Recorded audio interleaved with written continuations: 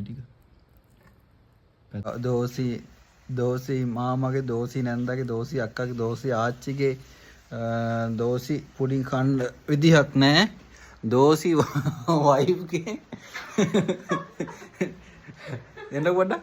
දෝසි වයිෆ්ගේ මේ ඔන්න පුඩිමක් හදලා තියෙනවා. අපි දැන් දෝසි වයිෆ් කියලා මේ එකක් හදන්න යන්නේ. බිස්නස් එකක් කරමුනේ. අනේ ටික.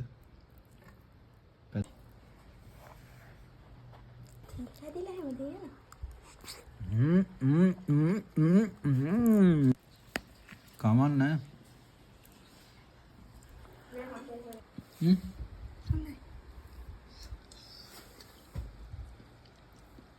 කුමාරී ආසාවත් හරි එහෙම එකක් තිබුණානේ.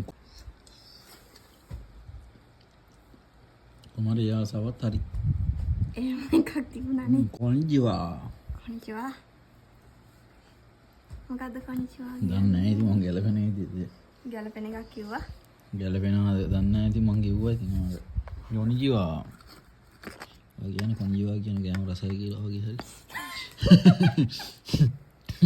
ඇයියනේ? කොනිචිවා කියන්නේ එන කොනිචිවා කියන්නේ සුබ දවසක් කියන එක. ඔබ දවසක් කොහොම හරි ඉතින්